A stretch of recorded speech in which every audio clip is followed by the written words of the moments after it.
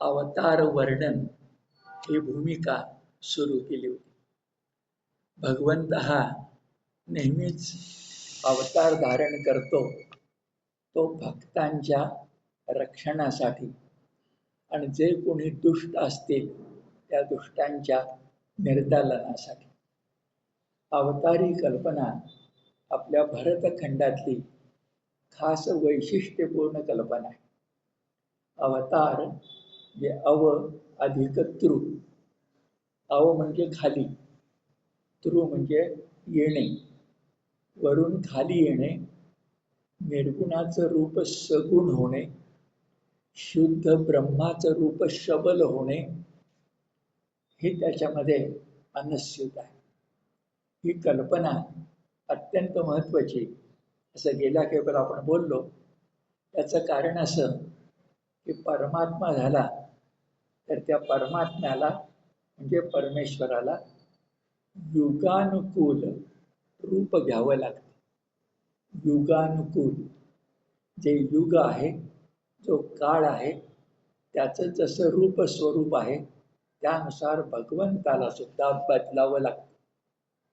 आपल्याला जे 9 अवतार माहिती आहे त्यातले 3 अवतार बघा. परशुरामाचं रूप स्वरूप वेगळं आहे. मर्यादा पुरुषोत्तम श्री रामाचं स्वरूप वेगळं आहे.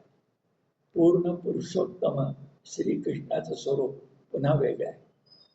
याचा अर्थ असा की युगानुसार काळानुसार भगवंताला सुद्धा बदलावं लागतं.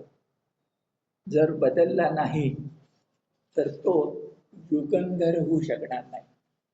युग धारण करणं, युग प्रवर्तक होणं, युगाला आकार उकार देणं हे होणार नाही. ते व्हायला पाहिजे असेल तर तुम्हाला सुद्धा बदललं पाहिजे. आणि भक्तांनाच नव्हे तर भगवंताला सुद्धा बदलावं लागतं असं आपण लक्षामध्ये घेतो. म्हणून अवतार कल्पना. त्याच्यावर गेल्या शनिवारी आपण सविस्तर बोललो. त्यावेळी असंही म्हटलं की आपल्याला भागवताच्या बाहेर जे अवतार माहिती आहेत ते मुख्यतः विष्णूचे अवतार आहेत. आणि ते विष्णूचे 9-10 अवतार आपण मानतो. पण भागवतात विष्णू नाही आहे. भागवतात महाविष्णू आहे. त्यांनी विष्णू म्हटलं की नाही म्हटलं तरी सगुणावतार झाला. ब्रह्मा विष्णू महेश. मग यातला विष्णू तो इथं आहे का? नाही. याला आपण महाविष्णू म्हणतो. विष्णू हा सगुण देव झाला. महाविष्णू हा निर्गुण परमात्मा झाला. हेच मी वेगळ्या भाषेत सांगितलं होतं की नाथपंथामध्ये जो शिव मानतात तो पार्वतीचा पती, गणपतीचे वडील असं मानत नाहीत. तर त्याला ते आदिशिव म्हणतात, परमशिव म्हणतात. परमशिव आणि आदिशिव म्हणायचं कारण काय? परमात्मा. तसं महाविष्णू म्हणजे परमात्मा, शिव आदिशिव, परमशिव म्हणजे परमात्मा. मग त्या परमात्म्याचे विष्णूप्रमाणे 9-10 अवतार झाले का महाविष्णू म्हणून 21 अवतार झाले? तर एकादश स्कंद आपल्याला सांगताय की 9-10 अवतार झालेले नाहीत. त्याच्या पोटात येतात. पण 9-10 इतका आकडा सीमित नाही आहे. तर 21 आकडा आहे. आणि 21 कोण झाले त्याची सुरुवात आपण गेल्या शनिवारी केली होती. आणि त्यावेळी आपण पहिला अवतार सांगितला होता तो म्हणजे हंसावतार. अखेरी आपण म्हटलं होतं हंस हे जे रूप घेतलंय भगवंतानं पहिलं अत्यंत मार्मिक आहे. हंस म्हणजे राजहंस, हंस म्हणजे श्वेतवर्णीय, हंस म्हणजे नीर क्षीर विवेक करणारा, हंस म्हणजे महान साधू. म्हणून आपण वर्तमान काळामध्ये म्हणतो रामकृष्ण परमहंस. रामकृष्ण परमहंस हा शब्द कसा आला बरं? तर परमहंस म्हणजे हंस शब्दाचा अर्थ आहे ज्ञानी. ज्ञानी का म्हणायचं? निरक्षेद विवेक. काय घ्यायचं आणि काय टाकायचं हे ज्याला कळतं त्यालाच ज्ञानी म्हणतात ना, आणि ज्याला कळत नाही त्याला अज्ञानी म्हणतात. म्हणजे हंस शब्दाचा अर्थ झाला ज्ञानी, परमहंस याचा अर्थ झाला महाज्ञानी, आणि तोच पहिला अवतार या ठिकाणी सांगितला गेला. तो असा हा अवतार काय झाला, प्रत्येक अवतार व्हायला काहीतरी भक्ताच्या बाजूनं निमित्त लागतं. उदाहरणार्थ नरसिंह अवतार हा का झाला, प्रल्हादासाठी. तसा हंस अवतार का झाला, तर हंस अवतार ब्रह्मदेवाची 8 मुलं आहेत, त्यांना मानसपुत्र असं म्हणतात.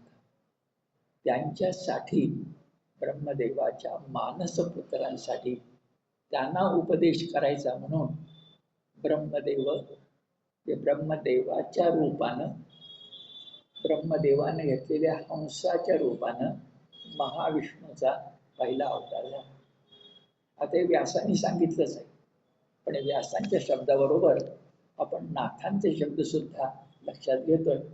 तर मागं आपण म्हटलं 11 स्कंध भागवतातला व्यासांचा, पण आपण कशाच्या आधारे बघतोय, नाथ भागवताच्या. एकनाथांनी संस्कृत स्कंधावर 11 मराठीत जे भाष्य दिलं त्याचं नाव नाथ भागवत. तर त्या नाथ भागवताचा आधार घेऊन आपण बोलतो, म्हणजे दुधात साखर.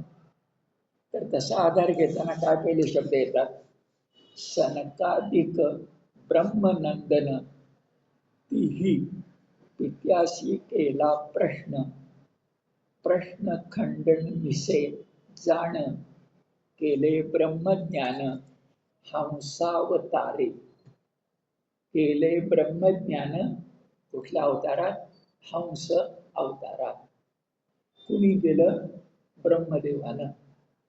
कुणासाठी केलं, आपल्या मुलांसाठी. मुलं कोण बरं, सनकादिक.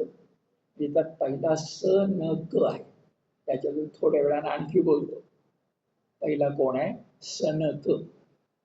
सनकादिक म्हणजे सनक इत्यादी, सनक धरून 8. तर ते जे 8 मानसपुत्र आहे, हा शब्द बघा, मानसपुत्र. 9वा मानसपुत्र ब्रह्मर्षी नारद आहे, ब्रह्मदेवाचा मानसपुत्र. आता मानसपुत्र म्हणायचं कारण काय, तर सामान्यपणे माणसं किंवा मानव ही जन्मास येतात, आईच्या पोटातून येतात. तसा तो नाही, तो मानस आहे, मनातून जन्मास आला. आणि असं आणखीन एक उदाहरण आपल्याला माहिती आहे, तो ब्रह्मदेवच कसा जन्मास आलाय. तर ब्रह्मदेव हा आपण चित्र बघतो तसं शेषशाही विष्णूच्या नाभीतून एक कमल वर येतं, आणि त्या नाभी कमलामध्ये 4 मुखांचा ब्रह्मदेव, 4 वेद हातात असलेला आपण पाहतो. म्हणजे ब्रह्मदेव सुद्धा कसा झाला, ब्रह्मदेव सुद्धा विष्णू नावाच्या पुरुषापासून जन्मास आला, मानसपुत्र. ही कल्पना फार महत्वाची आहे. तर नारद सुद्धा मानसपुत्र, सनक सनकादी नंदन वगैरे मानसपुत्र.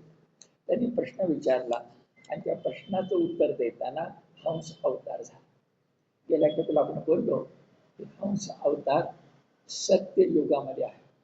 पुढच्या अध्यायात, अध्याय क्रमांक 5 मध्ये प्रत्येक युगाचा पूजा विधी कसा आपण बघणार आहे. तिथं सत्य, नंतर त्रेता, द्वापर, कली अशी युग येणार आहे. तर सत्ययुगाचं, त्या सत्ययुगाचं खास वैशिष्ट्य असं पुढे येणार आहे, ते सांगतो की त्याच्यामध्ये सगळी माणसं सत्यवचनीच होती. पुण्यच फक्त माहिती होतं, पाप माहितीच नव्हतं. आपल्या मनात विचार येईल असं होईल का, तर विनोबा सांगतो की गोष्ट आठवणीत कसं होईल कळेल. लहान मूल जे असतं 2 वर्षाचं का 3 वर्षाचं, त्याला फक्त खरं बोलणंच माहिती असतं. 2 वर्षाचं का 3 वर्षाचं बोल, त्याला समोर दिसतं ते बोलतं. तसं ते मोठं मोठं व्हायला लागलं की आपणच त्याला शिकवायला लागतो. अरे व्यवहारात असं बोलायचं नसतं, असं बोलायचं असतं. जे बाबा घरी असले तरी मुलांना सांगायचं असतं बाबा घरी नाही. आणि मग मुलगा तसंच सांगतो, बाबांनी सांगितलंय की बाबा घरी नाही. जे सत्याचा गोंधळ पण किती करतो हे बघण्यासारखं आहे. पण त्या त्रेतायुगात सत्ययुगात असं काही नव्हतंच होईल. तर ते सत्य जे होतं ते वचनच खरं होतं. हंस ही त्याची निशाणी आहे. यानंतर अवतार येतो तो दत्ता होता. आता दत्त म्हटलं की पुन्हा मगाचा मुद्दा आला, विष्णूचे 10 अवतार, तसंच त्या परब्रह्माची 3 रूप, ब्रह्मा विष्णू महेश, त्रिमुखी दत्त, त्रिगुणात्मक त्रयमूर्ती दत्त हा जाणा असं नाथांनी म्हटलंय. पण हा दत्त पुराणातला आहे. हा दत्त उपनिषद वेदातला नाही. आधी वेद, मग उपनिषद आणि मग महाभारत इतिहास पुराण. तर तुम्ही मी ज्या दत्तात्रेयांची पूजा करतो, त्यांच्या पादुकांची पूजा करतो, ते दत्त त्रिमुखी आहे. त्रिगुणाचा एका अर्थानं त्रिगुणाचं ते दर्शन आहे. आपण ज्या दत्ताबद्दल बोलतोय तो त्रिमुखी नाही, एकमुखी आहे. एकमुखी दत्त हा वेदादी वाङ्मयामध्ये आहे. तो अत्री आणि अनसुया यांचा पुत्र नव्हे. अत्री अनसुयाचा पुत्र असणं मोठं भाग्याचं आहे. अत्री त्रिगुणाच्या पलीकडे, अनसुया ज्याला असूयाच नाही, अशा आई वडिलांच्या पोटी जन्मास येणं भाग्याचं आहे. पण आत्ता जो अवतार आपण बोलतोय तो त्रिमुखी दत्त नाही आहे, एकमुखी दत्त आहे. आणि एकमुखी दत्त असतो. नेपाळमध्ये असं दत्ताचं मोठं मंदिर आहे. किंवा आपल्या महाराष्ट्रात वारकरी संप्रदायाच्या आधी 100 वर्ष एक अत्यंत महत्वाचा संप्रदाय होऊन गेला. त्याचं नाव आहे महानुभाव संप्रदाय. चक्रधर गोविंद प्रभू हे त्याचे प्रमुख आहेत. ते दत्त मानतात महानुभाव, पण वारकऱ्यांच्या प्रमाणे त्रिमुखी दत्त मानत नाही. तुम्हाला गिरनार पर्वत माहिती आहे सगळ्यांना. त्या गिरनार पर्वतावर जो दत्त आहे तो एकमुखी आहे. तर एकमुखी दत्त हा त्रिमुखी दत्ताच्या आधी भागवतात ज्याचा उल्लेख आहे, भागवतातच कशाला, ज्याचा उपनिषद वेदात उल्लेख आहे असं आहे. आणि त्या दत्ताचं सगळ्यात मोठं वैशिष्ट्य कोणतं, तर नावाप्रमाणेच आहे. दत्त म्हणजे दिलेले, प्रदत्त विशिष्ट प्रकारे तर अधिकाधिक दिलेले. दत्त हा दानधर्म देणारा, शिकवणारा असाच आहे. मग डोळ्यासमोर आणा की असा दत्त याच भागवतात माग आपण बघितलंय, एकनाथांच्या गुरुना जनार्दन स्वामींना औदुंबरला नरसिंह सरस्वतीच्या रूपात दिसला. श्रीपाद श्री वल्लभ आणि नरसिंह सरस्वती ज्यांचं गुरुचरित्र आपण वाचतो ते कसे दत्त आहेत. आपण म्हणतो त्रिमुखी, पण ते त्रिमुखी नाही आहेत मुळात. श्रीपाद श्री वल्लभ योगी एकमुखी, नरसिंह होता आणि नरसिंह सरस्वती एकमुखी, थोरले महाराज टेंबे स्वामी एकमुखी, अक्कलकोटचे स्वामी एकमुखी. जे दत्त हा एकमुखी आहे तो दत्त म्हणजे देणाराच आहे हे आपण लक्षामध्ये घ्यायचं. तर असा अवतार जो झाला दत्ताचा, त्याचं वैशिष्ट्य नाथांनी फार सुरेख शब्दात जे फक्त 2 विशेषणात सांगितलं. काय बरं, ज्याचे नामे पळे कृतांतू, ज्याचे नामे जन्म मरणा घातू, तो अवतारू श्री दत्तू मूर्तिमंत परब्रह्म. सगळ्यात मोठं वैशिष्ट्य काय सांगितलंय, तर ज्याचं नामस्मरण केल्यानंतर मृत्यू तुमच्या आसपास फिरकत नाही, असा जर तुम्हाला देव पाहिजे असेल तर एकमुखी दत्तात्रय हे नाथांचं सांगणं आहे आणि फार महत्वाचं आहे. सावित्री, नचिकेत, एवढी दोन उदाहरणं आपल्याला माहिती आहेत जी मृत्यूला घाबरली नाहीत. पण ही दोन सोडून आपण सगळे मृत्यूला घाबरणारे आहोत. पण मृत्यूला घाबरायचं नसेल तर काय म्हटलं पाहिजे? ग्रामीण भाषेमध्ये दत्त दत्त दत्त असं जे म्हटलं जातं त्याचं कारण इथं आहे. जसं सर्पाचं भय असेल तर अगस्ती अगस्ती अगस्ती म्हणा असं आपण म्हणतो. त्याच्यामुळे कथा आहे, जन्मेजय सर्पसत्र अगस्ती वगैरे. पण म्हणजे अर्थ काय झाला? सर्पाचं भय नको असेल अगस्ती म्हणा, मृत्यूचं भय नको असेल तर दत्त म्हणा. फक्त हा दत्त एकमुखी दत्त आहे, प्राचीन दत्त आहे असं लक्षात. आणखीन थोडं लक्षात घेऊया. दत्त हे वैदिक वाङ्मयामध्ये किंवा उपनिषदी वाङ्मयामध्ये एक तत्व आहे आणि तत्व असल्यामुळं त्याला जन्मही नाही आणि मरणही नाही. व्यक्ती असेल, अवतार असेल तर त्याला स्थिती, गती आणि संपणं, नाश आहे. तत्वाला कधी नाश असत नाही, तत्वाचा जन्म सुद्धा होत नाही. आपण सनातन धर्म म्हणतो, आपला वैदिक धर्म म्हणतो. हा धर्म कोणी जन्मास घातला, कोणी लिहून घेतला, काय त्याचं पुस्तक? भगवद्गीता नंतर. पण आपला जो सनातन वैदिक धर्म आहे, ऋग्वेद आपण जो म्हणतो, तो लिहिला म्हणजे तो कुणाचा आहे? ऋग्वेद एका ऋषींचा आहे का? ऋग्वेदातले मंत्र अनेक ऋषींनी ऐकले तशी आपली समज. हे मोठे विलक्षण आहे ध्यानामध्ये. हे जे ऐकणं आहे भगवंताकडून, त्याला जन्मही नाही आणि मरणही नाही. जन्म नाही जे वाईट वाटायचं कारण नाही, जन्म नाही म्हणून मरण नाही. हे तत्व आपण लक्षात घेतलं पाहिजे. आदी असेल तर अंत येईल, आदिही नाही आणि अंतही नाही, जन्मही नाही मृत्यूही नाही. तो दत्त आहे, तो अविनाशी तत्व आहे. आणि म्हणून ध्यानात घ्या, एवढं फार थोडं अधिक सांगत नाही, एवढं ध्यानात घ्या की वेद काळापासून आतापर्यंत अनेकांना दत्त भेटला असं आपण म्हणतो. दत्त जर अवतार मानला तर त्याला पण काळ आला ना. रामाचा पण काळ आहे, कृष्णाचा पण काळ आहे. विठ्ठल गौतम बुद्ध मानला तर त्याचाही काळ आहे. काळ नसणं, काळाच्या पलीकडे असणं हे फक्त तत्वाला शक्य आहे. म्हणून दत्त हे तत्व आहे. हेच आपल्याला दुसऱ्या भाषेत सांगितलं जातं. अगं बोललो होतो, पुन्हा एकदा उल्लेख करतो, पुढे जाऊया. आपण म्हणतो अमका तमका माझ्यासमोर दत्त म्हणून उभा राहिला. हे काय आहे? दत्त म्हणून उभा राहिला म्हणजे काय? अपेक्षित नव्हता तरी आला. माणूस अपेक्षित असतो, अवतार अपेक्षित असतो, तत्व अपेक्षित नसतं.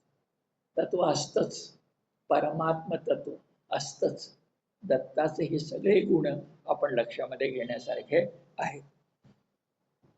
पुढे विचार करताना एक झाला हंस अवतार, एक झाला दत्त अवतार. आता बघा, हनुमान हा मूळचा भक्त आहे, मारुती. पण आपण अशी मोठी हुशार माणसं आहोत की आपण भक्तालाच भगवंत बनवलं. खरं तर मारुतीचं पिवळ असायचं काय कारण नाही. पण मारुती कुठे आहे? रामाच्या हृदयात. मारुतीनं काय मागितलं? राम राम आणि राम. तर स्वतःचं वैशिष्ट्य नकोच होतं. मग आपण कसं काय मारुतीला देव बनवलं? आपली हुशारी आहे. तशा पद्धतीने इथं तिसरा अवतार सांगितलाय. आश्चर्य आहे. ब्रह्मदेवाला प्रश्न विचारणारा सनत कुमार, त्याला कुमार असंच म्हटलंय, पण हा सनत कुमार आहे. आणि पुढे कुमार येणार आहे, तो आहे शिवाचा पुत्र कार्तिकेय, तोही कुमारच आहे. पण विशेष आहे, हनुमान जसा अवतार झाला तर तो भक्त आहे, पण अवतार झाला तर सनत कुमारही अवतार झाला. आता हे जेव्हा भागवत मी वाचत होतो तर एक गोष्ट तुम्हाला सांगावी असा विचार मनामध्ये आला आणि आज तो सांगणार. तो असा की अलीकडे आपण ऐकतोय राष्ट्रकारणात, मी राजकारण म्हणत नाही, राष्ट्रकारणात सनातन शब्द त्याचा अर्थ काय? हिंदू, वैदिक, भागवत हे नंतर आहे. मूळचा शब्द काय आहे? सनातन. आणि सनातन हा शब्द आलाय कसा? तर त्याच्यामध्ये दोन धातू आहेत. एक सन न अर्धा आणि दुसरा आहे सनत. सन सनत याच्यापासून सनातन ही संज्ञा निर्माण झाली. मग सन आणि सनत याचा अर्थ काय आहे? सन अर्धा सनत अर्धा या धातूचा अर्थ काय? अर्थ आहे शाश्वत. ज्याला आपण शाश्वत म्हणतो ते सनातन आहे. आता शाश्वताचा आणखीन एक फायदा आहे बघा. शाश्वत जे असतं ते नित्य नूतन असतं. कारण शाश्वताला मरण नाही, शाश्वताला जन्म नाही. जन्म नाही की मरण नाही आत्ताच बघितलं. पण आपण ज्या सनातन धर्माचा अभिमान बाळगतोय तो सनातन शब्दच मला तुमच्या समोर बोलत असताना थोडा आधी अभ्यास करताना या 8 ब्रह्मदेवाच्या मानसपुत्रात मिळाला. आणि आज ठरवलं की तुम्हाला ते सांगितलं पाहिजे. हे 8 कोण आहेत बरं? तर नाव ऐका आणि लक्षात ठेवायची युक्ती सांगतो. सन सनातन, सनक सनंदन, सनत कुमार, सनक सुजात, हे 6 झाले. आणि 7वा जो आहे ते आहेत कपिल मुनी, ज्यांनी सांख्य तत्वज्ञान निर्माण केलं. आणि 8वे अशी मी 9वे म्हटलं, 8वे ब्रह्मर्षी नारद. पण आधीचे जे 6 आहेत आणि कपिल मुनीचं नाव पुन्हा सांख्य आहे, जे 6 आहेच. पण आधीचे जे आहेत त्यांची नाव बघा. सन, आता डोक्यात ठेवा, सन आणि सनत. पहिल्याचं नाव सन, दुसऱ्याचं नाव सनातन, तिसऱ्याचं नाव सनक, चौथ्याचं नाव सनंदन, कायमच आहे. पुढच्याचं नाव सनत कुमार, आत्ता सांगतोय. आणि त्याच्या पुढचं नाव सनत सुजात. सुजात चांगल्या प्रकारे जन्मास आला. सनत कुमार, कुमार म्हणजे मुलगा. सनंदन सत्सानंदन, सनक ज्याच्यात सन आहे आणि त्याच्या आधी सन आणि सनातन. लक्षात कसं ठेवता येईल? सन सनातन एक जोडी लक्षात ठेवूया. सन सनातन. दुसरी लक्षात ठेवूया सनक सनंदन. पहिला सन सनातन, सनक सनंदन, आणि पुढे लक्षात ठेवूया सनत शब्द पहिला आहे, सनत कुमार, सनत सुजात, असे 6. या सगळ्यामध्ये शब्द इंग्लिश शब्द उच्चारतो कॉमन काय आहे बरं? सगळ्यामध्ये एकसारखं काय असेल, कॉमन काय असेल तर सन किंवा सनत आहे. आणि तेच कशामध्ये आहे? सनातन. म्हणजे जर ब्रह्मा जे परमात्मा, ब्रह्मदेव त्याचं रूप आणि त्याचे मानसपुत्र जर मानले तर भारतीय तत्वज्ञान सनातन मानतं. हे अत्यंत महत्वाचं आहे. आणि सनातनचं सगळ्यात मोठं वैशिष्ट्य असं की ते कधी संपत नाही आणि तरी नित्य नूतन असतं. मी नेहमी उदाहरण सांगतो ते उल्लेख पुन्हा मागे येऊया.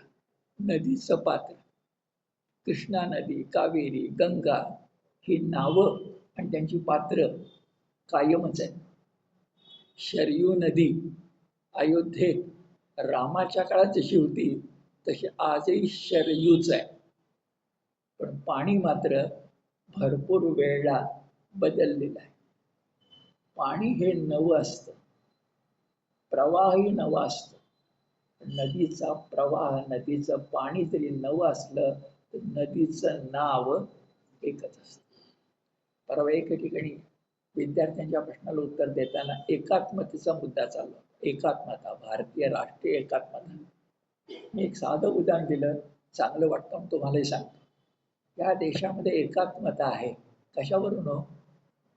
तर बघा, आपली कृष्णा नदी 3 प्रांतातून जाते. एक महाराष्ट्र, दुसरा आंध्र तेलंगणा आपण ज्याला म्हणतो तो, आणि मध्ये आहे कर्नाटक, महाराष्ट्र, कर्नाटक, पूर्वी आंध्रच होता, आता तेलंगणा आणि आंध्र, म्हणजे 4 झाले. 4 प्रांताच्या भाषा एक आहेत का? मराठी कानडीचं पटत नाही. तुकोबांनी गमतीनं म्हटले, कानडीने केला मराठी भ्रतार. कानडी मुलीनं मराठी भ्रतार केला आणि ती इल्ले इल्ले वगैरे काय म्हणायला लागली, ती नवऱ्याला कळेच ना काय म्हणाली. म्हणाले तुकोबा, कानडीने केला मराठी भ्रतार. कर्नाटक वेगळं आहे, महाराष्ट्र वेगळं आहे. आता तेलंगणा आणि आंध्र 2 झाले, म्हणजे काहीतरी वेगळंच आहे ना, मुळात एक होते. अर्थ असा, भाषा बदलते पण नदीचं नाव बदलत नाही. हीच या देशातली एकात्मता, हीच या देशातली एकात्मता, की माणसं बोली भाषा बदलतात पण संस्कार म्हणून कृष्णा नदी जी काही कधी पूर्वजांनी आपल्या निर्माण केलंय त्या सगळ्यांनी मान्य केलंय. म्हणजे मागही कृष्णा, पुढेही कृष्णा, शेवटीही कृष्णा. मध्येच काही तर नाव बदललं असं नाही, नाव फक्त एका नदीचं बदललंय, ती म्हणजे भीमा असून तिला आपण चंद्रभागा म्हणतो. बाकी कुठं नदीचं नाव बदलल्याचं आपल्या महाराष्ट्रात तरी आपल्याला माहिती नाही. हे सनातन आहे. आणि मला तर अलीकडे सांगावं असं वाटतं, मी ते सांगतो सुद्धा, की ज्याला आपल्या घटनेमध्ये सेक्युलर असं म्हणतात, सेक्युलर त्याची अन्य भाषांतर बाजूला ठेवा. सेक्युलरचं खरं भाषांतर करायचं असेल तर सनातन केलं पाहिजे. कारण सेक्युलर शब्दामध्ये जेवढ्या छटा आहेत तेवढ्या सगळ्या छटा सनातन या शब्दामध्ये आहेत, असं अभ्यासातून आपल्याला दाखवता येतं. सनातन शब्द किती महत्वाचा. तिसरा अवतार सनत कुमार. चौथा जो अवतार आहे तो मागा आपण बोललो तो इथं पण आहे, तो म्हणजे ऋषभावतार. ऋषभ गेल्या शनिवारच मी बोललो, लडाख वगैरे आठवताना बघा, बौद्ध जैन भागवत सगळ्यांचे पूर्वज ऋषभ. पण शुकाचार्य इथे एक वेगळे सांगते. शुकाचार्य म्हणतायत आणि आमचा जो का पिता, नाथांच्या भाषेत सांगताय, आणि आमचा जो का पिता. कोण बोलताय? परीक्षितेला शुकाचार्य. त्यांचा पिता कोण? त्यांचा पिता व्यास आहे.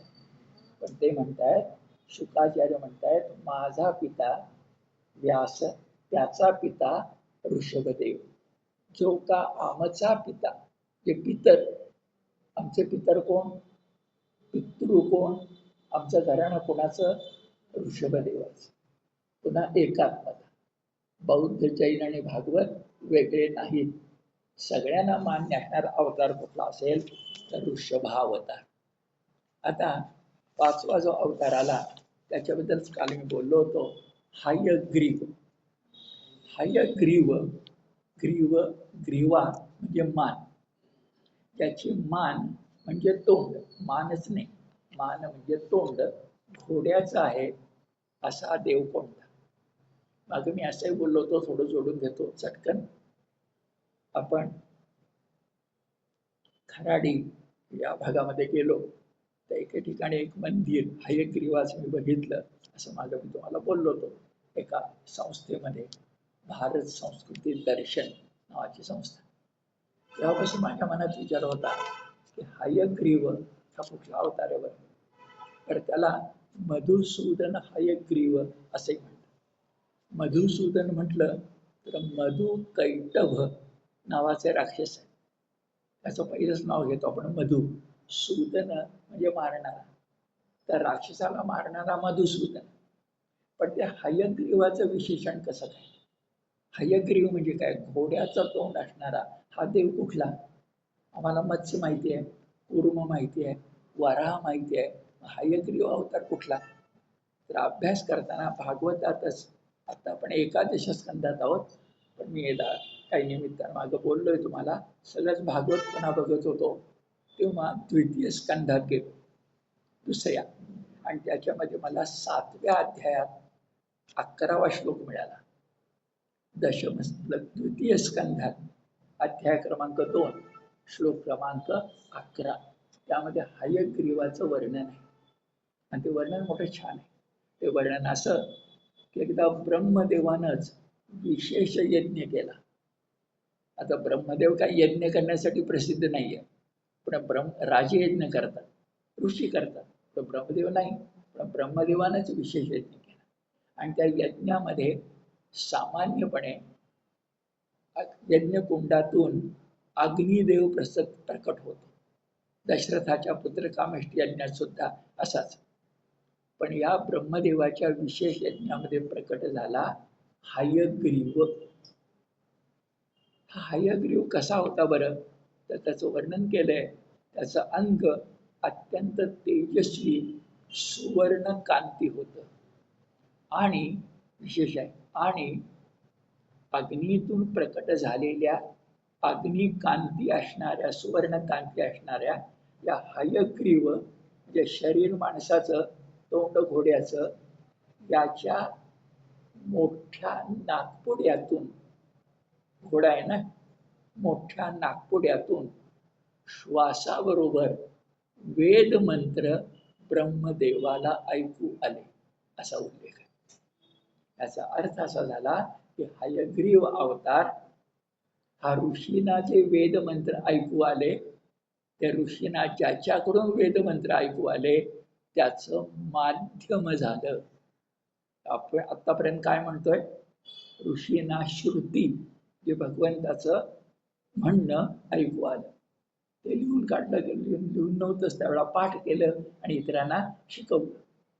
पण ते माध्यम वाराच आहे का फक्त, ते माध्यम हवाच आहे का, ते माध्यम अनामिक आहे का, नाही.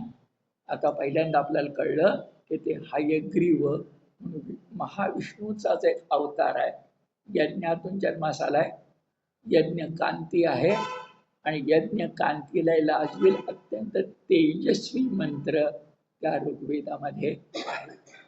वेदातले मंत्र अत्यंत तेजस्वी आहे.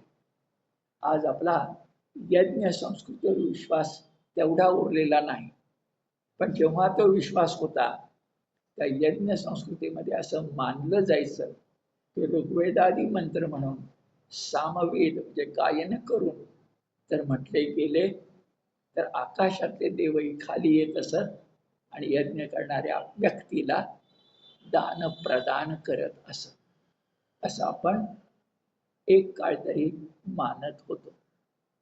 आता प्रश्न असा की परमात्मा ब्रह्मदेवाच्या रूपात, देवांच्या रूपात, इंद्राच्या रूपात, वरुणाच्या रूपात प्रकट होतो, तसा हयग्रीवाच्या रूपात प्रकट झाला आणि प्रकट होऊन त्यानं त्याच ऋषींना वेदमंत्र ऐकवले असं मानता येतं.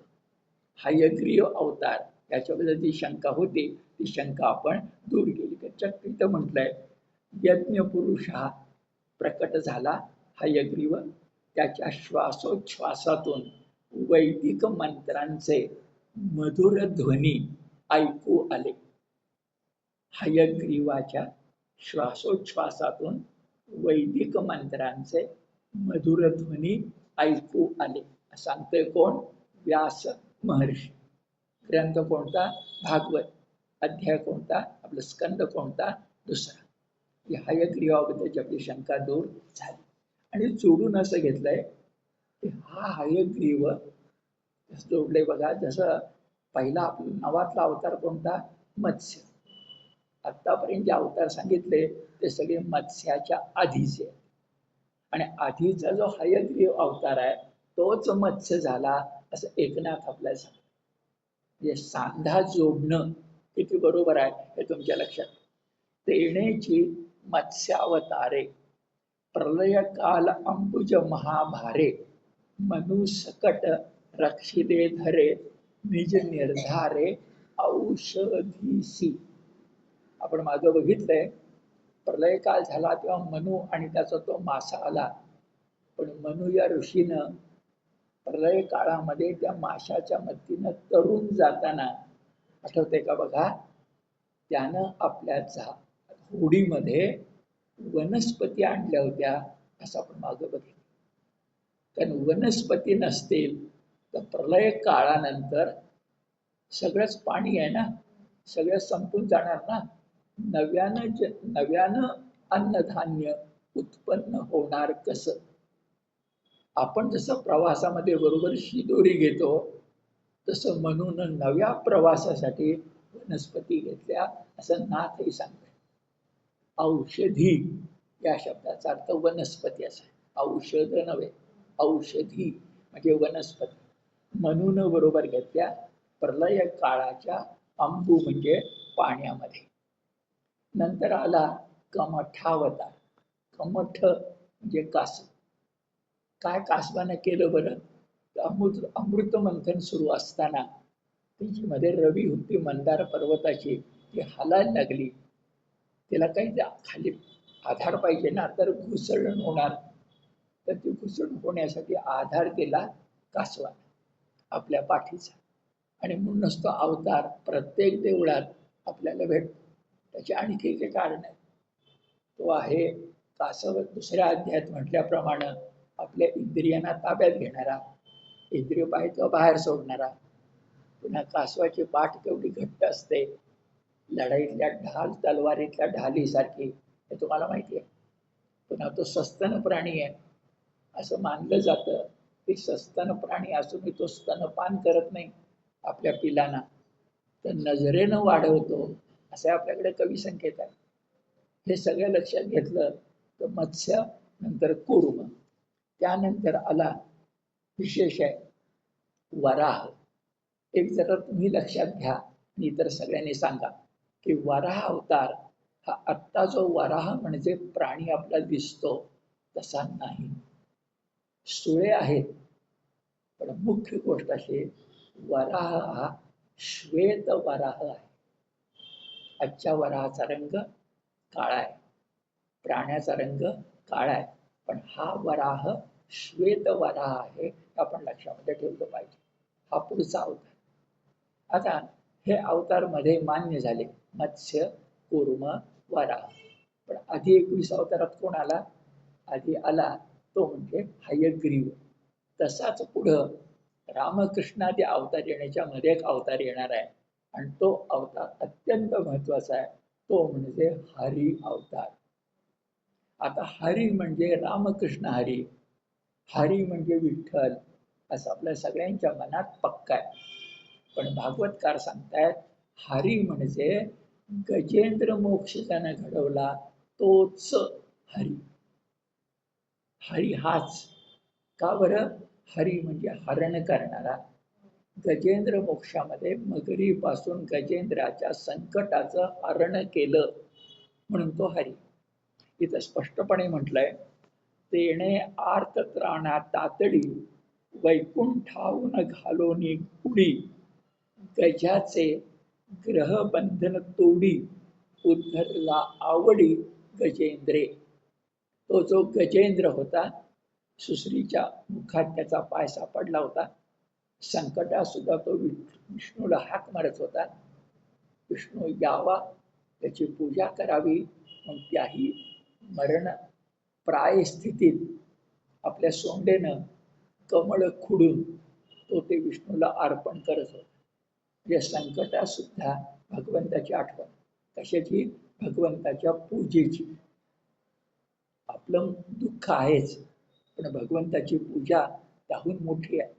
आणि ती जर मोठी असेल तर त्यासाठी साधन मिळवलं पाहिजे, ते कमळ आहे. आपण चित्र नेहमी पाहतो. तर एक ध्यानात ठेवा, गजेंद्र मोक्ष करणारा जो देवाचा अवतार तो हरी आहे.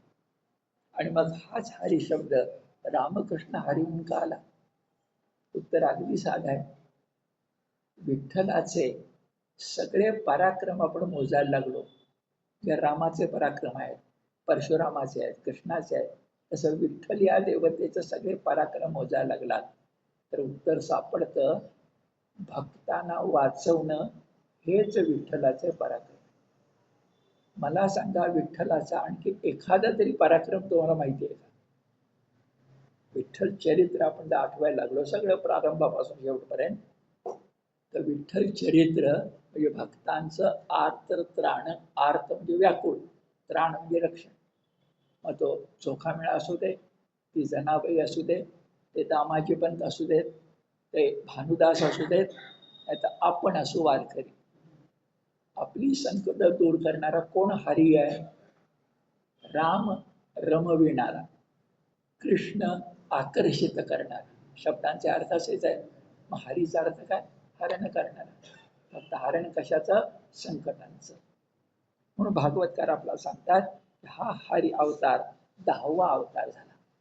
11वा अवतार फार कमी वेळ आपल्याला माहिती आहे, पण तो ऐकून घेऊया. त्याचं नाव आहे बाल मुकुंद अवतार. वडाच्या पानावर एक छोट मूल आपल्या पायाचा अंगठा चोखतय असे चित्र आपण नेहमी पाहतो. पण इथं सांगितलंय ते मूल वडाच्या पानावरचं वटपत्रशाही बालमुकुंद अंगठा चोखण्यासाठी अवतार घेत नाहीये. नीट ऐका. प्रलय काळ आला होता आणि त्यामध्ये मार्कंडेय ऋषी बुडत होते. त्यांना वाचवण्याचं काम त्या लहान मुलाने केलंय. आता कसं केलंय आपल्याला काय माहिती नाही, पण लहान मुलाने एका मार्कंडेय नावाच्या ऋषीला वाचवलं. मार्कंडेय साधा नाहीये, मागं बोललोय मी. 12व्या स्कंधात शंकराकडून जीवदान मिळवणारा, तेव्हा आपल्याकडं सप्त चिरंजीवानंतर, सप्त चिरंजीव माहिती आहेत आपला, अश्वत्थामा, बलीर, व्यासो. 8वा चिरंजीव कोण असेल तर मार्कंडेय आहे. जे 12व्या स्कंधात त्याचं स्वतंत्र चरित्र आहे. त्याचं रक्षण करणारा बालमुकुंद असा एक अवतार 11वा या ठिकाणी सांगितला. 12वा अवतार जो आहे तो आपल्याला माहिती नाही आहे, जे आपल्या नेहमीच्या गणनेत नाही आहे. मुरारी. मुरारी शब्द आपण उच्चारतो, मुरलीधर पण उच्चारतो. मुरारी म्हणजे मुर राक्षसाला मारणारा. हा आपण बघितलंय पूर्वी, आठवता का बघा. नरकासुर जो होता त्या नरकासुराच्या नगरीच्या बाहेर खंदक होता आणि त्या खंदकामध्ये 4 तोंडाचा ब्रह्मदेवासारखाच हा मुरारी होता, मूर राक्षस होता. तो अत्यंत सामर्थ्य संपन्न होता. तो जोपर्यंत होता तोपर्यंत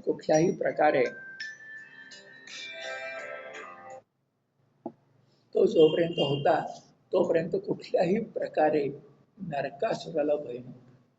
तो त्याचा सेनापती होता, तो खंदकातच होता आणि त्याला मारायचं काम नरकासुराच्या आधी आपण सविस्तर बघितलंय श्रीकृष्णानं केलं. तिथे एक मात्र नवी माहिती भागवतात नाथ सांगते. इतके दिवस आपल्याला माहिती होतं की नरकासुराच्या कैदेमध्ये कोण होत्या, तर राजकन्या होत्या असा उल्लेख आपण बघितलाय, ज्यांचाच उद्धार श्रीकृष्णाने केला. आपण सविस्तर बोललोय. इथं नवी माहिती कळते की नरकासुरानं देवांच्या पत्नी पण पळवून आणल्या.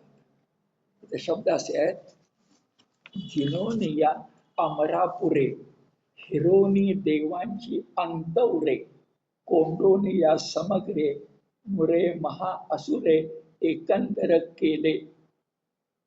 जिनोनिया अमरपुरे, जिणन म्हणजे जिंकणं, अमरपूर म्हणजे स्वर्ग. त्या ठिकाणी देवांची अंतुरी. आता आपल्याकडे आजचा शब्द आहे अस्तुरी जे स्त्री, तसा मध्ययुगीन शब्द आहे अंतुरी जे स्त्री. अस्तुरी अंतुरी एकसारखे शब्द आहेत. अंतौरे म्हणजे देवपत्नी. स्वर्ग जिंकून देवांच्या पत्नीचं हरण करून त्यांना कोंडून ठेवायचं काम नरकासुराने केलं. पण मदत कोणी केली, मूर राक्षसानं. त्याला मारण्याचं काम श्रीहरीनं केलं. देवस्त्रियांची सुटका केली, त्यांना स्वर्गात परत पाठवलं. एवढंच इथं म्हटलंय. आपल्याला पुढची कथा माहिती आहे की अन्य अपहृत राजकन्यांशी श्रीकृष्णानं विवाह करून त्यांना राणी पदाचा दर्जा दिला. आता मध्ये मध्ये अवतार 9 अवतारापेक्षा वेगळे येतात. आता येतो तो नरकेसरी म्हणजे नरसिंह. खूप बोललोय आपण याच्याबद्दल, वाचूया. असुरांच्या मध्ये चुडामणी जे सगळ्यात श्रेष्ठ. असुरांच्या मध्ये चुडामणी, देवाचा द्वेष करण्यामध्ये अग्रणी, जो कधी कानानं हरीचं नाव ऐकतच नव्हता अशा प्रकारचा, जो अविवेकाचा साठा, क्रोधाचा सागर. हरी म्हटलं तर ज्याला प्रचंड राग असा उन्मत्त, त्याचाच पुत्र प्रल्हाद. त्याच्या रक्षणासाठी, कारण त्याला खूप छळलं होतं, त्या प्रल्हादाच्या रक्षणासाठी हिरण्यकश्यपू नखधारी. आता मुद्दाम सांगतायत कारण सिंहाची किंवा वाघाची नखच महत्वाची असते. जबडा त्याचा आणि ती नख. तर नखधारी स्वयं निवटी नरकेसरी, नर आणि केसरी रूपात येऊन त्यानं नर नव्हे तर असुर जो होता त्याला मारायचं काम केलं. निज भक्तांचा कैवारी अभयकारी साधूंचा, साधूंना अभय देणारा आणि भक्तांचा कैवार घेणारा नृसिंहासारखा देव दुसरा नाही. तर मी खूप बोललोय आतापर्यंत. हम्पी, विजयनगर, नरसिंह आणि आजच्या काळात नरसिंह अवताराची सगळ्यात जास्त गरज हे सविस्तर आपण बोललोय. पुढचा अवतार पुन्हा 9 अवतारापेक्षा वेगळा आहे आणि तिथं काही थोडी वेगळी माहिती मिळणार आहे. हा अवतार आहे मोहिनी अवतार. मोहिनी आहे नगर जिल्ह्यामध्ये नेवासे या ठिकाणी. ज्या मंदिरामध्ये खांबाला पैसाचा खांब म्हणतात. आता हे तुम्ही लक्षात घ्या आणि इतरांना सांगा. पैसाचा खांब म्हणताना पैस शब्द आहे, पैसा हा शब्द नाही आहे. पैशाचा खांब म्हणजे नाणी वगैरे नाही आहे. पैस म्हणजे ऐस पैस, आपण ऐस पैस शब्द वापरतो त्यातलं पैस म्हणजे मोकळं. ज्या ठिकाणी ज्ञानेश्वरी सांगत होते ते बंदिस्त मंदिर नव्हतं. एका मंदिराच्या वर ज्याला छत नाही अशा खांबाला टेकून बसून समोर महालया, महालय हे स्त्रीलिंग शब्द आहे. महालय म्हणजे विष्णू. तो मोहिनी अवतार आहे. नेवास्याला तुझं मंदिर दाखवतात. तिथं समुद्र मंथन झालं का माहिती नाही, पण समुद्र मंथनातून काय घडलं, अमृत आलं. अट काय होती, दोघांनी वाटून घ्यायचं. पण देवांना तर दानवांना असुर अमृत द्यायचं नव्हतं. पण अमृत मिळवण्यासाठी देवांच्या बाजूने विष्णू आला, पण असुरांना फसवलं, त्यांना अमृत दिलं नाही. तरी दोघांनी अमृत प्यायचा प्रयत्न केला. ते राहू आणि केतू गोष्ट जरा आठवा. त्याच्यामधला जो राहू आहे त्या राहूचं जेव्हा तो देवांच्या वेशामध्ये पंक्तीमध्ये बसून देवांच्या बाजूला वाटलं जाणार अमृत असुर पीत होता, तेव्हा ते अमृत त्याच्या मुखातून घशापर्यंत जाईपर्यंतच विष्णू थांबला. कारण खाली गेलं असतं पोटात अमर झाला असता. घशापर्यंत जात असतानाच त्याचं मुंडकं उडवलं. राहू केतू हे असे जे ग्रह त्रास देतात आपण म्हणतो त्यातला हा राहू. आता नवी माहिती अशी की राहूचं मस्तक उडवलं, कदाचित ते आकाशात गेलं आणि खालचा देह उरला. त्याच्यावर भगवंतानं मोहिनी अवतार घेतला. हे वेगळं विचित्र वाटतं आपल्याला. विचित्रही वाटतं, वेगळंही वाटतं. पुन्हा कोल्हापूरची मला आठवण होते की कोल्हा असुर, कोल्ह्याच्या रूपाचा राक्षस, त्याला मारल्यानंतर देवीकडे प्रार्थना करतो की तू मला मारलंच खरं, पण माझ्या नावानं नगर असू. हे जसं त्याचं मान्य केलं तसं राहू आहे, त्याचं धड, त्याचं शरीर तेही विष्णू पवित्र करतात. कारण पुन्हा आपली कल्पना सहिष्णू, विरोध, भक्ती. पण इथं भागवतात स्पष्टपणे ज्या अर्थी उल्लेख येतो ते येतं चोरून घेता अमृत ग्रासा, निवटला राहूचा घसा. निवटला म्हणजे मोडून टाकला. त्या कबंधावरी म्हाळसा, देवीचं नाव म्हाळसाच आहे. महालय आहे, नेवासे इथं आहे, विष्णूचंच रूप आहे. तर म्हाळसा आणि शब्द आहे बघा, वास नेवासा स्वये केला. हा उल्लेख नाथांनी केलाय. ज्ञानेश्वरांच्या नंतर 300 वर्षांनी केलाय. ज्ञानेश्वरी शुद्ध करायचं काम नाथांनीच केलंय. नाथ पैठणचे पण आळंदीला येताना नगर जिल्हा नेवाशातूनच येत होते. तर तो नेवासा नाथांच्या काळातच ज्ञानेश्वरीच्या जन्मामुळं कळसावर पोचला होता हे आपल्या लक्षात येतं 300 वर्षात. म्हणून त्या नेवाशाच्या मोहिनी हा अवतार नाथ भागवतात मुळात तो व्यासाने सांगितलाय, पण असं सविस्तर मांडायचं काम एकनाथ करतात. यानंतर एक अवतार येतो, त्याचं नेमकं रूप कळत नाही आहे, त्याला कुमार अवतार म्हटलं. आता विचार असा मनात की कुमार मगाशी सनत कुमारांना आपण म्हटलं होतं, पण काय घडतं, सनत कुमार म्हटलं सनत कुमार, तर कुमार शब्द लहान होतो, सनत कुमार हा शब्द मोठा होतो. आणि नुसतं कुमार म्हटलं तर सनत कुमार होत नाहीत. सनत कुमार, कुमारला विशेषण लावलं म्हणजे वेगळं झालं ना. नुसतं कुमार म्हटलं तर नुसतं कुमार काहीतरी वेगळं आहे. सहज मनात आलं म्हणून सांगतो. लोकमान्य टिळक गीता रहस्यामध्ये असं ठामपणे सांगतात की भगवद्गीतेमध्ये 80 वेळा तरी योग शब्द आलाय. भगवद्गीतेमध्ये 80 वेळा योग शब्द आलाय. पण तो कशाला जोडून येतो, ज्ञान योग, कर्मयोग असं.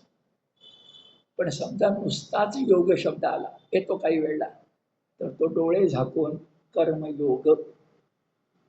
लोकमान्य काय म्हणतायत बघा, योगाचा अर्थ ज्ञानयोग नाही करायचा. योग शब्दाचा अर्थ काय बरं आपला ज्ञानयोग नाही करायचा, भक्ती योग नाही करायचा. नुसता योग शब्द आला ना सुटा, त्याचा अर्थ कर्म. तसं कुमार जर सुटा शब्द आला तर त्याचा अर्थ आपण मान्य करूया, कुमार एकच आहे, गणेशाचा थोरला भाऊ कार्तिकेय कुमार. तर तो कुमार अवतार इथं असेल. पुढे येतो वामन अवतार. त्या वामन अवताराचं वैशिष्ट्य नाथांनी जरा वेगळ्या शब्दात सांगितलं. देवानं अवतार घेताना जे जे घेते भूत ते मानिचे भगवंत असं म्हटलंय की नाही बघा. मत्स्याचा अवतार हा काय फार मोठा चांगला आहे का माशाचा अवतार, किंवा वराह याचा अवतार सुद्धा फार कौतुकास्पद आहे असं आपण म्हणू शकू का. पण असे अवतार घेताना देवाला काही चिंता वाटत नाही. तसं नीट ऐका, इथे शब्द वापरलाय वामन म्हणजे खुजा. हा अवतार घेताना देवाला काही अडचण आली नाही. कारण खरंच मनात विचार येतो, त्या बळीराजालाच भेटायला जायचं होतं ना, तो असुर होता ना फार मोठा, सगळंच भव्य होतं की, मग देवानं आणखी भव्य रूप घ्यायचं. नरकेश्वरी माहिती आहे नरसिंह, लहान मुलाचंच रूप का घेतलं, लहान मुलाचं रूप घेतलं, वामन अवतार घेतला. तो खास कारणाने त्यांना तीन चरणभूमी मागायची आहे. लहान मुलाची बाळ पावलं केवढी असतील, बळीराजा गाफील राहील आणि नंतर काय होईल समजा, आवाढव्य अवतार घेऊन मागितलं असतं, भीती वाटली असते ना, लहान मुलाची भीतीच वाटत नाही वगैरे वगैरे. पण इथं शब्द आहे तो सुरसाय जग जीवन स्वये कुब्ज झाला वामन. देवाना सहाय्य करून बळीराजाला त्याच्या त्या गर्वाचं हरण करण्यासाठी देवानं, इथे शब्द आपल्याला कळतोय कुब्ज म्हणजे खुजा मराठीचा शब्द. मग कृष्णाच्या चरित्रातली कुब्जा अष्टवक्रा ही उंचीन पण कमी असणार ते आपल्याला त्या शब्दानं कळतं. कुब्ज या शब्दापासूनच मराठीमध्ये खुजा शब्द आलाय. कुब्ज या संस्कृत शब्दापासूनच मराठीत खुजा शब्द आलाय. आणि तो छोटा जे देव, आकार, रंगरूप, नाम याच्या मागे धावत नाही. तो सुरसाय जग जीवन स्वये कुब्ज झाला वामन. अंगे याचक होऊन देवाचा अपमान निवटी सदा. काय देवांचा अपमान झाला बरं, तो बळीराजा हा इंद्राचंही पद घेऊन त्रैलोक्याचा अधिपती होऊन राहिला, हरकत त्यालाही नाही. पण तो अत्यंत बळीराजा अहंकारी बनला होता, हा दोष आहे. तो अहंकार गेल्यानंतर, इथं वर्णन आहे, अहंकार गेल्यानंतर शेवटी तो प्रल्हादाचा नातू आहे. आणि अहंकार गेल्यानंतर प्रल्हादाचा नातू असणारा भक्त श्रेष्ठ बनला, म्हणून तर देव त्याच्या दारावर द्वारपाल झाला. देव असा आहे, अन्याय असेल तिथं न्याय करायचा, आणि न्याय झालं की त्याचं रक्षण करायचं. द्वारपाल म्हणून सोपं काम आहे का मला सांगा. म्हणजे अन्य लोकांना कष्ट करून देव मिळणार, अगं आपण बोललोय. आणि बळीराजा भाग्यवान कसा, झोपेतून उठून बाहेर आला तरी देव मिळतोय. असं आहे का भाग्य आणि कुणाचं, झोपेतून उठून आल्यानंतर देव भेटतोय आपला. पण बळीराजाला हे मिळालं असं आपल्या लक्षामध्ये येत. आता पुढचे अवतार यांच्याजवळ फार बोलायला नको, आपण भरपूर बोललोय, माहिती आहे सगळ्यांना. तसं नाथाने सांगितलंय परशुराम अवतार, नंतर रामावतार, नंतर कृष्णावतार, आणि पुढच्या अवताराबद्दल आपण बोललोय तो म्हणजे बौद्धावतार. हा बौद्ध म्हणजेच विठ्ठल, हा बौद्ध म्हणजेच विठ्ठल अशी नामदेवांची साक्ष. त्यामुळे वाद वारकरी संप्रदायात नाही. बौद्ध शब्दाचा अर्थ प्रबुद्ध ज्ञानी असा आहे. आणि विठ्ठल जो कटीवर हात ठेवून अर्धोन्मिलित दृष्टीनं उभा आहे त्या ठिकाणी, आता आषाढी येती आहे, ते सगळं रूप, ती मूर्ती योग स्थानक प्रकारची मूर्ती आहे, म्हणजे योग्याची मूर्ती आहे. आणि योगी हा शांतच असतो, प्रशांतच असतो. त्याच्या हात कटीवरच असतात, त्याच्या हातात शस्त्र नसतं, तो अंतर्मुख असतो.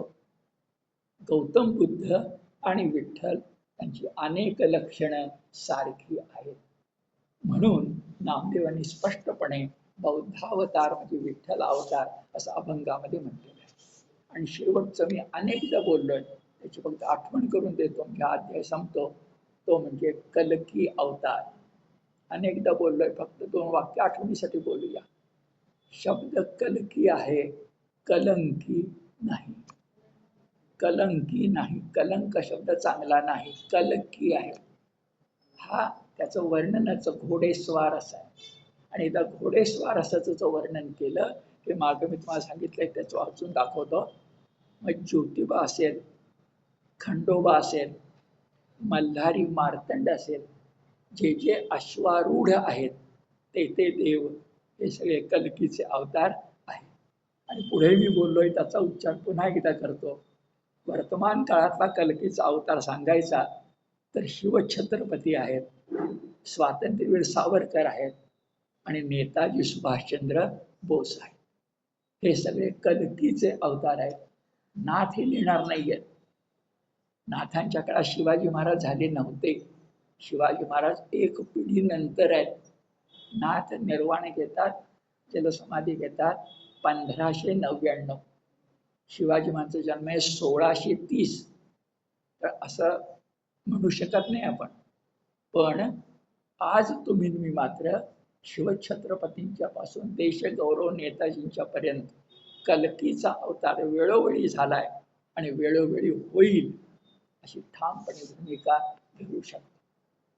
एकादश स्कंधातला 4था अध्याय पण पुरा केला, तो म्हणजे अवतार वर्णन. आता 5वा जो अवतार आहे तो थोडा छोटा आहे. तो आहे 4 युगामध्ये देवाची नावं काय काय आहेत आणि त्याच्या पूजेचा प्रकार काय काय. 4थ्या अध्यायामध्ये देवाची नावं काय काय म्हणतात. तर देवाची नावं सगळीच आहेत ना, पण प्रत्येक युगात देवाचं नाव वेगळं आहे. आजच्या युगात देवाचं नाव कुठलं आहे? वासुदेव किंवा रामकृष्ण हरी, आजच्या युगातलं नाव आहे, सांगतो तुम्हाला. आणि पूजेचा प्रकार वेगळा आहे. कधी यज्ञ आहे, कधी ध्यान चिंतन आहे, कधी तंत्र मंत्र आहे. तर आज नामस्मरण आहे, हे आपल्याला पाहायचं आहे. आणि त्यानंतर महत्त्वाच्या 7, 8, 9 या अध्यायांच्याकडे जायचं आहे, ज्याच्यामध्ये सगळ्यांना प्रिय असणारे दत्तात्रेयांचे 24 गुरु येतात. अप्रतिम बोधकथा, अप्रतिम बोधकथा जे दत्तात्रेयांचे 24 गुरु, असं आपण बघत जाऊ. एकादश स्कंद पुरा करू. आज आपण थांबू.